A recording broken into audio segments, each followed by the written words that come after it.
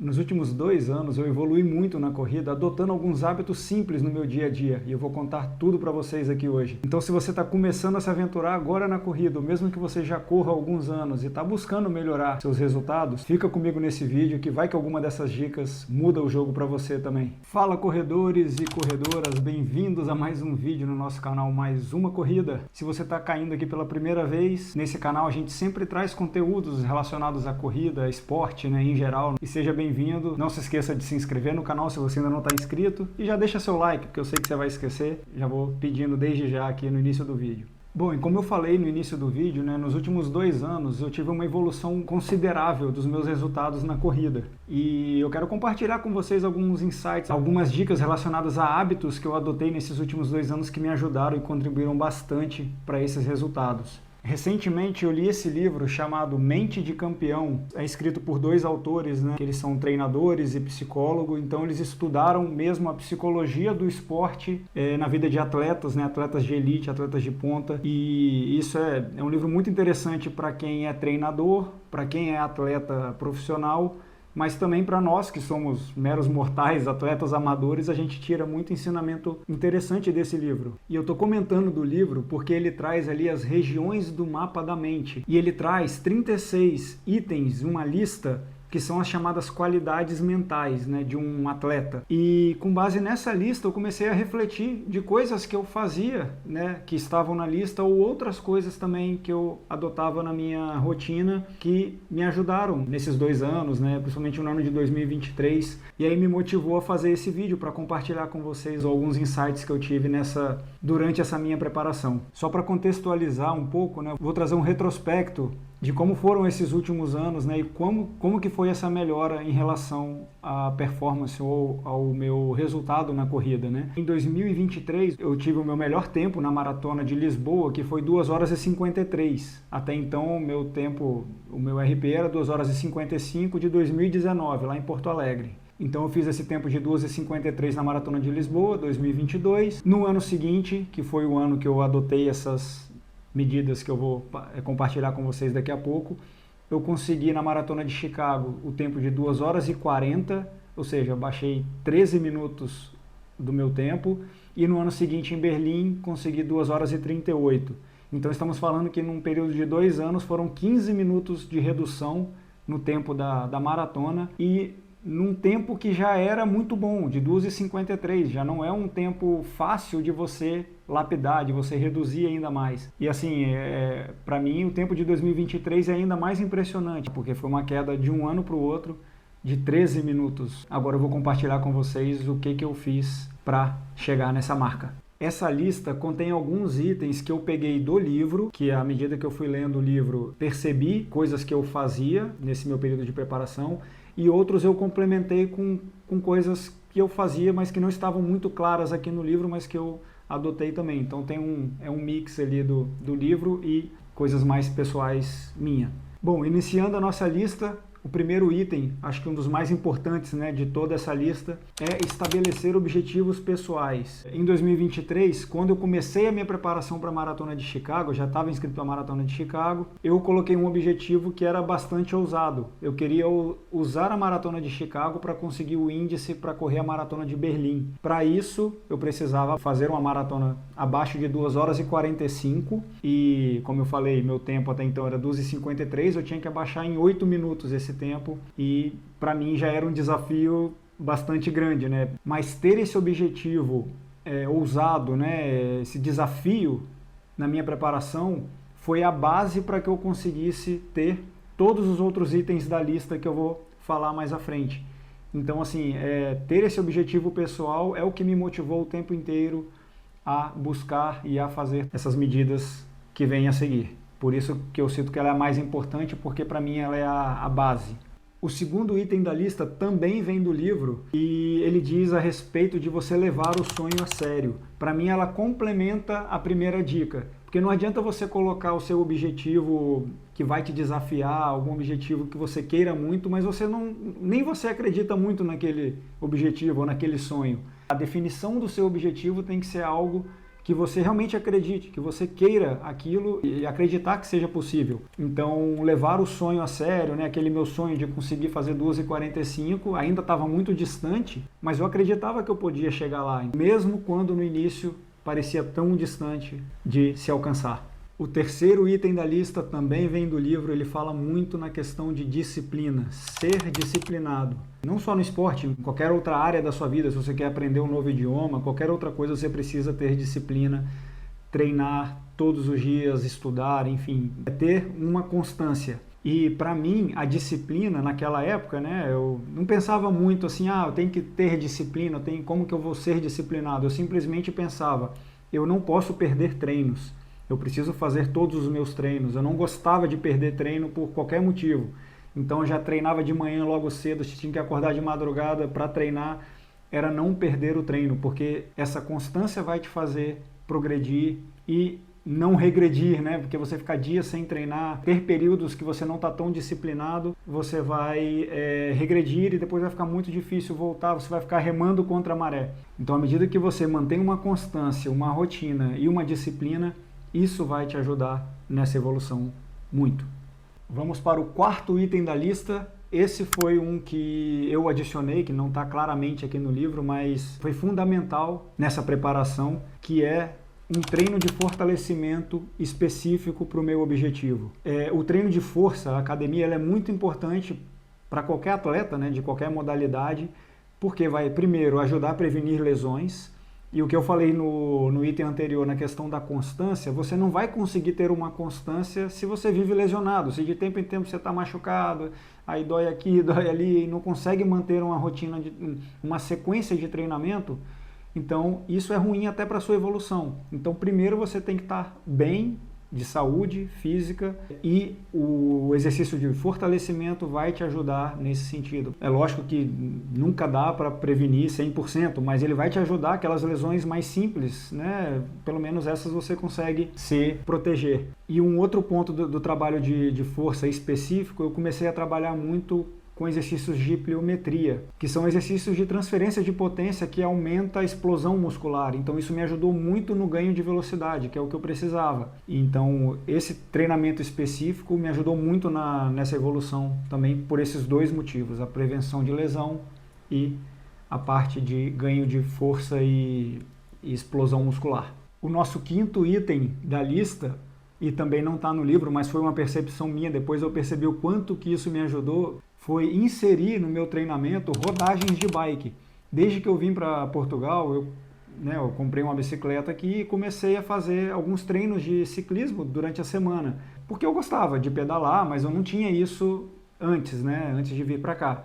E hoje eu percebo o quanto que esses treinos de bike me ajudou, porque é uma atividade muito boa para o nosso cardio, né? Você consegue fazer um exercício, um cardio ali de baixa intensidade, né? Até alta intensidade, dependendo do seu objetivo, porém com um baixo impacto, então você não vai sobrecarregar muito as suas articulações. Para mim foi um complemento muito importante no meu treinamento de corrida, colocar essas rodagens de bicicleta. Basicamente são 2 dias, totalizando ali 3 horas na semana, né, no total. E sem falar também que a gente tem um ganho de força, né? Ao pedalar, subir serra em alguns momentos, em alguns treinos, a gente também tem um ganho de força nas pernas. O nosso sexto item da lista também vem do livro. E eu achei o nome interessante, né? Mas à medida que eu fui vendo o que o autor explicava a respeito disso, eu fui entendendo um pouco mais. Mas o que ele fala é treinar o seu treinador. A primeira vez que eu vi, achei estranho, como que eu vou treinar o meu treinador? Eu espero que ele me treine, né? Mas é justamente sobre isso que ele fala, que ele explica no livro, que é importante você ter um canal de comunicação direto com o seu treinador, onde não apenas ele passe o seu treino, mas você precisa também ter um caminho reverso, onde você mantenha ele motivado a fazer o melhor treinamento possível para você.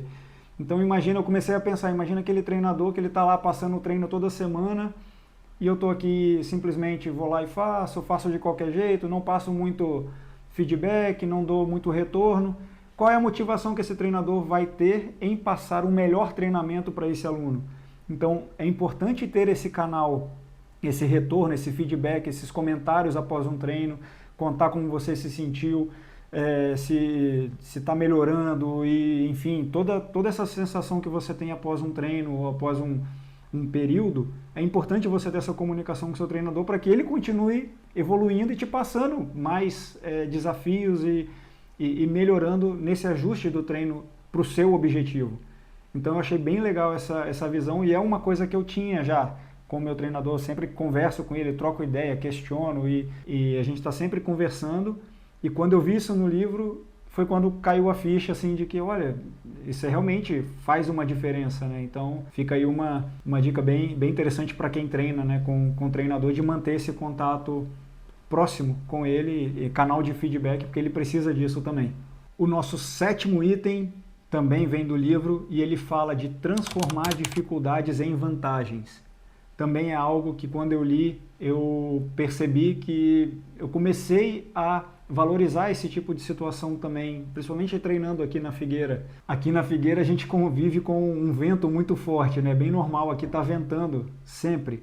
Então às vezes a gente vai sair para treinar de manhã, já tá aquela ventania, então é uma condição adversa pra gente. E nesse período eu passei a valorizar essas condições, o treino nessas condições, seja com vento, com chuva, com frio, às vezes os três ao mesmo tempo. Eu já peguei treino aqui com chuva, vento e frio e ia treinar desse jeito, sabendo que aquilo estava me fortalecendo, porque eu estava enfrentando uma condição muito adversa. Estar correndo naquelas condições estava me fazendo crescer ainda mais, fazer mais força e preparar também a cabeça para o que viesse no dia da prova. Então, transformar as dificuldades, seja ela qual for, às vezes a sua dificuldade é falta de tempo, falta de espaço para treinar. Então, quando você usa isso como uma vantagem e tenta driblar essas adversidades ou essa dificuldade para conseguir fazer o seu treino, o seu ganho é muito maior do que simplesmente ir lá e fazer. Isso eu achei bem legal também e quando eu li no livro, percebi que também era uma mentalidade que eu tinha nessa preparação. Vamos para o 8º. É não desanimar com os treinos desafiadores. Às vezes a gente vai ter treino que vai tirar a gente do sossego, vai tirar a nossa paz, porque é um treino muito difícil e a gente sabe que não vai conseguir fazer, ou que a chance é muito pequena da gente conseguir fazer ele todo dentro do objetivo. Aqueles treinos de tiro que são muito fortes.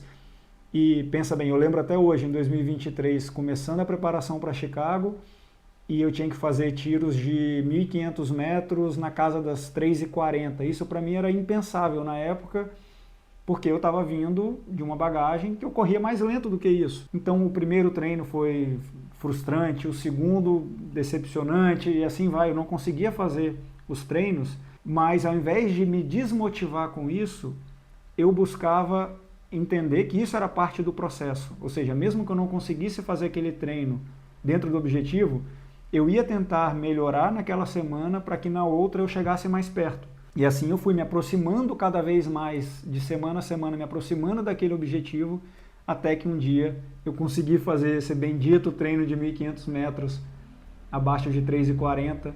E vou te falar, foi como se eu tivesse ganho uma maratona, porque não foi simplesmente conseguir finalizar um treino, mas foi a conquista de vários treinos, várias semanas acumuladas ali, que eu batia na trave, que eu não conseguia finalizar. Então é importante a gente não se desanimar com esses treinos desafiadores, porque eles vão ser necessários para a gente evoluir. A gente precisa usar isso como motivação para na próxima vez tentar fazer melhor. O nosso 9º item, e ele também é muito importante nessa lista, é em relação à alimentação. A alimentação ela teve um papel fundamental para mim nessa busca desse objetivo. Eu fiz um trabalho com um acompanhamento com um nutricionista aqui por um período de 6 meses durante essa preparação. Eu não lembro agora de cabeça quantos quilos eu emagreci, mas eu cheguei no meu menor peso fácil dos últimos 15 ou 20 anos aí. Então, isso me ajudou muito porque corri mais leve, mas eu estava forte também para enfrentar o desafio da maratona, e isso me ajudou muito, muito mesmo, não só no dia, mas durante a preparação. Essa evolução ela foi acontecendo em conjunto. Então, cuidar da alimentação para mim foi fundamental também nessa época. Para fechar a nossa lista, lógico, fechar no número 10, acho que já tá bom, né, de dicas aí, de hábitos para a gente evoluir na corrida. mas esse também vem do livro. Não é fácil, eu busquei fazer isso também com o tempo, mas é a gente buscar focar ou concentrar naquilo que a gente controla. Eu sei que no dia da maratona que a gente está buscando o RP, ou no dia daquela corrida de 10K que você quer fazer o seu melhor tempo, ou dos 5 quilômetros, enfim, qual for o seu objetivo, vai depender de muitos outros fatores, como o clima do dia, até mesmo a alimentação. Às vezes a gente acorda para fazer a prova e sente que a gente não está tão animado, então tem muitos fatores ali que vão influenciar no dia. Mas vários desses fatores a gente não tem controle, não tem como a gente mudar. Mas todas as outras dicas que eu falei anteriormente só depende da gente, é uma decisão, é a gente pegar e fazer. Então, no que depende da gente tem que garantir. O que a gente pode fazer no dia é tentar puxar a sorte para o nosso lado. O que depender da gente vai estar feito.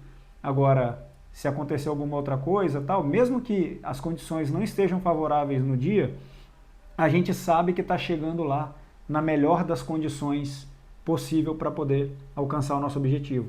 Pode ser que ele não venha por outros fatores que a gente não controla, mas a gente vai estar em paz porque a gente fez tudo que estava no nosso alcance.